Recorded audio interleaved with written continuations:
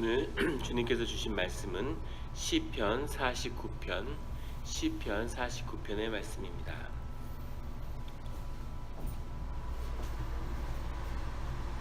저희 모두 한 목소리로 같이 읽겠습니다. 뭇 백성들아 이를 들으라. 세상의 거민들아 모두 귀를 기울이라. 귀천 빈부를 막론하고 다 들을지어다. 내 입은 지혜를 말하겠고 내 마음은 명철을 작은 소리로 읊조리리로다. 내가 비유에 내 귀를 기울이고 수금으로 나의 오묘한 말을 풀리로다. 죄악이 나를 따라다니며 나를 애워싸는 환난의 날을 내가 어찌 두려워하랴. 자기의 재물을 의지하고 부유함을 자랑하는 자는 아무도 자기의 형제를 구원하지 못하며 그를 위한 속전을 하나님께 바치지도 못할 것은 그들의 생명을 속량하는 값이 너무 엄청나서 영원히 마련하지 못할 것임이니라. 그가 영원히 살아서 죽음을 보지 않을 것인가. 그러나 그는 지혜 있는 자도 죽고 어리석고 무지한 자도 함께 망하며 그들의 재물은 남에게 남겨두고 떠나는 것을 보게 되리로다. 그러나 그들의 속 생각에 그들의 집은 영원히 있고 그들의 거처는 대대에 이르리라 하여 그들의 토지를 자기 이름으로 부르도다. 사람은 존귀하나 장구하지 못하며 멸망하는 짐승 같도다. 이것이 바로 어리석은 자들의 길이며 그들의 발을 기뻐하는 자들의 종말이로다. 그들의 양같이 수월에 두기로 작정되었으니 사망이 그들의 목자일 것이라. 정직한 자들이 아침에 그들을 다스리니 그들의 아름다움은 소멸하고 수월이 그들의 거처가 되리라. 그러나 하나님은 나를 영접하시리니 이러므로 내 영혼을 수월의 권세에서 건져내시리로다. 사람의 치부하여 그의 집에 영광을 더할 때는 너는 두려워하지 말지어다. 그가 죽음에 가져가는 것이 없고 그의 영광이 그를 따라 내려가지 못함이로다. 그가 비록 생시에 자기를 축하하여 스스로 좋게 함으로 사람들에게 칭찬을 받을지라도 그들은 그들의 역대 조상에게로 돌아가리니 영원히 빛을 보지 못하리로다. 존귀하나 깨닫지 못하는 사람은 멸망하는 짐승 같도다. 아멘. 다 같이 기도드리시겠습니다.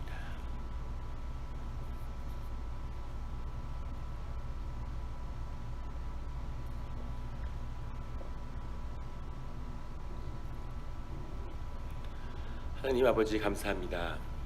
저희 주님의 말씀을 나누고자 새벽에 이렇게 모였습니다. 하나님 새벽 제단을 축복하여 주시고 우리의 기도에 응답하여 주시옵소서. 우리 마음의 묵상과 기도가 주님께 연락되기를 원합니다. 감사드리며 예수 그리스도의 이름으로 기도드렸습니다. 아멘. 오늘 49편의 첫 말씀은 뭇 백성들아 이를 들으라. 세상의 거민들아 모두 귀를 기울이라. 세상을 향해서 주님의 말씀을, 세상의 진리를 선포하는 것이죠. 2절에 가면 귀천 빈부를 막론하고 다 들을지어다. 누구나 이 말을 기억하고 들으라는 겁니다. 3절에 가면 내 입은 지혜를 말하겠고 내 마음은 명철을 작은 소리로 읊조리리로다. 주님 안에 있는 자에게 주님의 지혜가, 주님의 임재가 우리와 함께 할 때 우리 가운데 하나님의 지혜가 임하는 것이죠. 세상의 지혜가 아니라 하나님의 지혜를 말하겠고 내 마음은 명철을, 지혜로움이죠, 작은 소리로 읊조리리로다. 4절에 내가 비유에 내 귀를 기울이고, 내 귀를 기울인다라고 하는 표현은 이 히브리적인 성서적인 표현 가운데 순종을 의미하는 것입니다. 내가 주님의 말씀하시는 뜻을 알고 그 뜻을 순종하겠다는 것이 내 귀를 기울이고 이렇게 나옵니다. 그리고 가끔 내 귀를 연다 이런 표현이 나오는데 내 귀를 연다는 것은 어떤 주님의 신비 이런 것을 깨달아 안다 이런 뜻이죠. 내 귀를 열어주소서, 이거 주님의 숨겨진 뜻, 드러나지 않는 뜻을 알려주십시오 이런 뜻이 된다면 내가 귀를 기울이겠습니다. 내 귀를 기울이고 이런 표현은 주님이 계시하신 뜻을 제가 순종하겠습니다 라는 뜻이 들어있습니다. 근데 4절 말씀에 내가 비유에 내 귀를 기울이고 수금으로 나의 오묘한 말을 풀리로다. 이 비유라고 하는 것은 세상에 드러나지 않은 드러나지 않는, 보이지 않는 것 중에 드러난 것이 비유죠. 세상의 지혜를 크게 네 가지로 나눌 수 있습니다. 세상에는 크게 먼저 두 가지로 나누면 보이는 것과 보이지 않는 것이 있죠. 보이는 것과 보이지 않는 것. 보이는 것 중에 드러난 것과 드러나지 않은 것이 있고, 보이지 않는 것 중에 드러난 것과 드러나지 않은 것이 있습니다. 오늘의 특별하게 계시, 드러난 것, 세상에 보이는 것과 보이지 않는 것의 그 값어치, 하나님은 보이지 않는 곳에 계시고 보이지 않는 것을 통해서 우리에게 역사하시죠. 이것이 더 본질적인 것이고, 늘 보이지 않는 것에서 이루어진 다음에 보이는 곳으로 드러나는 겁니다. 하늘에서 이루어진 뜻이 이 땅에서 이루어지게 하게 해 주십시오 라고 하는 그 기도는 이미 우리의 기도를 통해서 하늘에선 이루어진 거죠. 우리의 영의 세계에서는 이루어진 거죠. 근데 그것이 이 물질 세계로 보이는 것으로 드러나는 데는 시간이 필요한 거죠. 그래서 그 시간을 단축하여 주십시오 라고 하는 우리가 기도를 드리는 겁니다. 비유라고 하는 것은 보이지 않죠. 보이지 않지만 세상을 향해서 드러난 겁니다. 근데 그 깊은 어떤 심령의 영적인 것, 보이지 않지만 드러나지 않은 것이 있습니다. 더 깊은 세계죠. 그 깊은 세계를 드러내 보여주십시오 라고 기도할 수 있고, 또 보이지 않지만 드러난 것, 음악도 그런 것이고, 비유, 시편 같은 것도 보이지 않지만 드러난 하나님의 지혜죠. 하나님이 보이지 않는 것을 이 세상을 향해 드러낸 것입니다. 그래서 예수 그리스도의 비유, 예수님이 항상 비유로 말씀하시죠. 깊은, 너희가 육을 얘기해도 이 세상의 것을 얘기해도 모르는데 영의 것을 얘기하면 알겠냐, 이렇게 말씀하신 것처럼 보이지 않는 것에 드러나지 않은 것은 사람들이 받을 수 없는 겁니다. 깊은 영으로 받는 것이죠. 그런데 보이지 않지만 드러난 것이 있는 거죠. 그것이 바로 여기 나오는 비유나 아니면 수금으로 나의 오묘한 말을 풀리로다, 그 음악의 색입니다. 그 음악의 이 깊은 소리, 음악, 이 소리의 신비가 있죠. 그 소리의 신비가 얼마나 큰지 이루 말할 수가 없는데, 주님이 우리에게 주님의 음성을 통해서, 주님의 소리를 통해서 우리의 영을 키우시는 거죠. 주님의 말씀을 듣는 것이 우리는 컨텐츠에 있다고 생각을 하죠. 공부를 하고 논리를 배우고 언어를 배워서 우리가 주님이 알려주시는 뭔가 내용을 붙잡는다고 생각하는데, 사실 주님의 비밀은 내용에 있는 것이 아니라 그 음성에, 소리에 있습니다. 그 소리를 푸는 중요한 비밀이 사실 음악이죠. 그래서 우리가 세상에 보이지 않는 것 중에, 드러난 것 중에 가장 신비한 영적 체험이 음악입니다. 음악을 들으면서 에너지를 얻고, 또 음악 때문에 에너지를 잃기도 하고. 그래서 우리가 자라나는 아이들에게, 우리 다음 세대에게 클래식이나 아주 그런 고주파의 음악, 모차르트 음악 같은 걸 태교를 한다든가, 이게 다 그런 비밀이 들어있는 거죠. 반면에 아이들이 락을 듣는다든가 그런 건 굉장히 좋지 않습니다. 우리가 드럼을 막 치는 거, 이런 것은 사람을 엑스타시로 이끌죠. 반면에 현악 같은 것은 우리를 깊은 침잠의 세계로, 우리 내면의 세계로 향하게 합니다. 교회의 음악, 교회의 찬양, 이런 것의 비밀이 아주 큰 것입니다. 그래서 예배는 찬양이 열려야 되고, 이 예배 그 음악이 이렇게 일어서야 돼요. 득음의 과정입니다. 또 신앙의 과정은 그 소리를 얻어가는 거죠. 그 소리를 듣는 것이죠. 주님의 음성에 가까이 접근하는 겁니다. 오늘 이 시편의 기자는 이 세계를 이미 경험해서 그것을 마음에 품고 있는 사람이죠. 시편의 고백 가운데는 내 마음의 원통함을 토해내고 내 안에 그런 억울함을 토해내는 그런 마음의 그런 그림자를 하나님 함께 내보이는 그런 고백도 있고, 우리 어제 나눈 말씀처럼 그 어제 말씀 아주 깊이 들어간 거죠.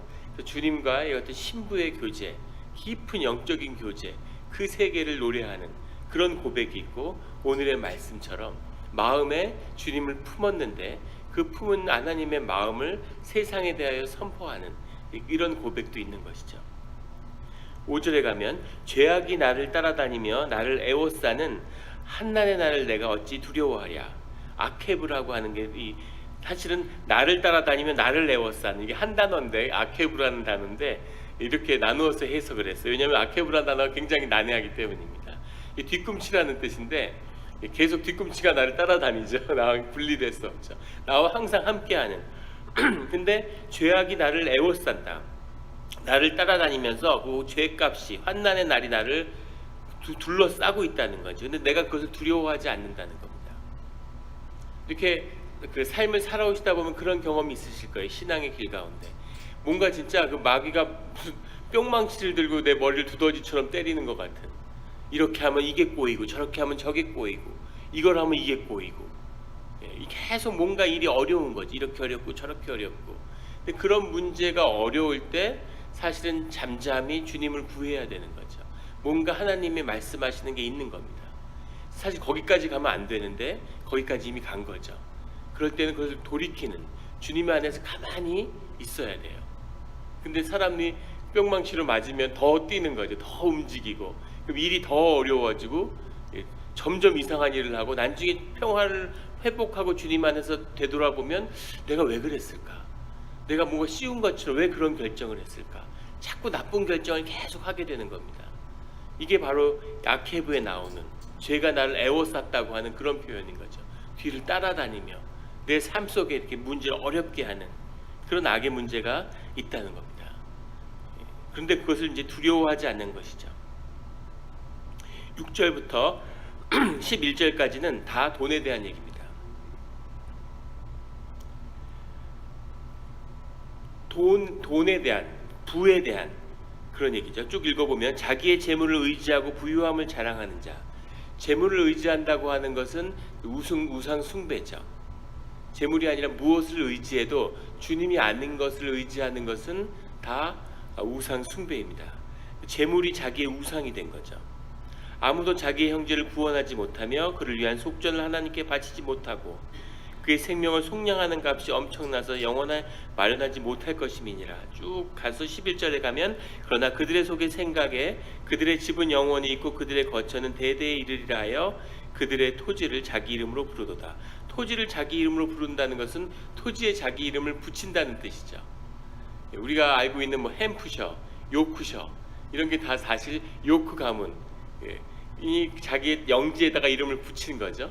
그래서 이거는 이 요크 집안의 땅이다. 뉴욕이 되고 미국에 오니까 그 이름을 따서 그런 것처럼 토지에다 이름을 붙여서 자기가 영원히 자기 것인 것처럼. 세상의 부의 비밀은 뭐냐면, 부는 사실은 사람들의 이걸 나누면 너무 기니까 이 부의 문제는 뭐냐면 이 죽음을 부정하는, 세상의 모든 문명의 비밀은 죽음을 부정하는 것입니다.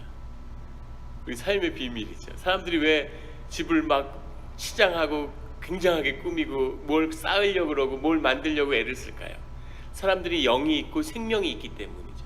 그 생명을 표현하는데 존귀함이 인간 안에 있는데 그것이 유한하다는 겁니다. 우리가 하나님의 속성을 갖고 있기 때문에 영혼의 시간을 느껴요. 감지하죠. 그렇기 때문에 우리가 많은 것을 가지고 있을수록 삶의 허무함이 점점 커지는 거죠. 주님을 만나지 않으면. 그래서 그 죽음을 부정하고 영원을 갖고 싶은 겁니다. 종교사회학자 같은 사람들은 그래서 사람들이 종교를 만든 것이라고 그렇게 이야기하죠. 영원 속에 머물고 싶으니까. 그래서 문명이라는 것은 죽음을 부정하는 그런 모든 그 반발, 그것이 문명으로 나타나는 거죠.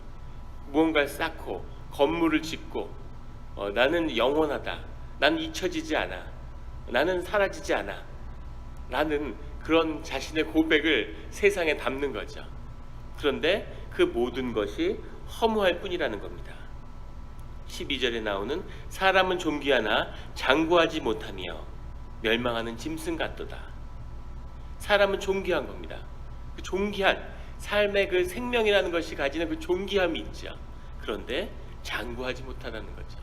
잠깐이라는 겁니다. 허무한 거죠. 15절에 가면 그러나 하나님은 나를 영접하시되니 이러므로 내 영혼을 수월의 권세에서 건져내시리로다. 앞에 불을 쌓고 뭘 쌓고 하는데 이것이 다 내 것이 될 수 없다는 겁니다. 열심히 쌓아서 내 생명을 내어주고 그것을 부와 바꿨는데 내 생명도 영이고 사실은 부도 영입니다. 왜 시편 기자가 이렇게 돈에 대해서 이야기할까요? 이 시대부터 지금까지도 돈이라고 한 것은 사실은 영의 결집이죠. 영의 권세가 있어요.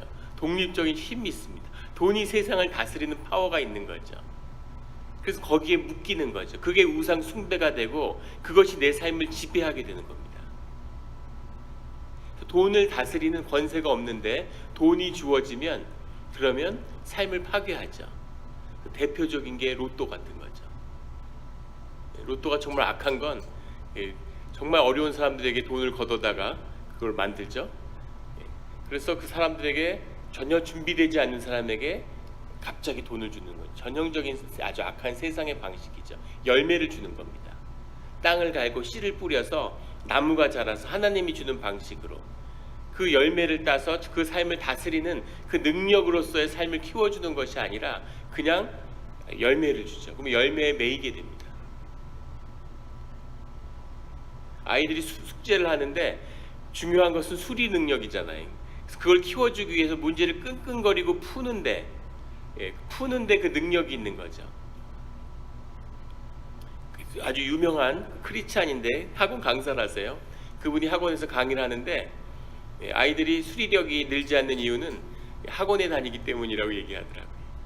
학원에서 문제를 풀어주고 그걸 보고 있으면 자기가 문제를 풀었다고 착각하는 거죠. 근데 문제의 수리력은 문제를 자꾸 끙끙거리고 앓는 데서 실력이 늘지, 문제를 많이 풀고 많이 이해했다고 수리력이 느는 것은 아니라는 거죠. 그처럼 삶의 비밀은 그 고난과 맞서서 그 삶을 끙끙거리고 살면서 그 삶의 능력을 키워가는 것, 자기의 그릇을 만들어가는 것, 이게 삶의 비밀이고 주님이 우리에게 고난을 주사 이 땅을 살게 하는 그 비밀인데, 죽음 유한한 삶을 살지만 영혼을 담을 수 있는 그릇을 만드는 것이 이 신앙의 비밀인 거죠. 그런데 이 부라고 하는 것은 그 기계를 앗아가 버리는 거예요. 부모가 돈이 있어요. 그래서 자식의 삶을 파괴해 버리는 거예요. 자식이 자기 삶의 자리가 어딘지 한 번 설 기회를 주지 않는 거죠. 그 삶을 빼앗아 버리는 겁니다.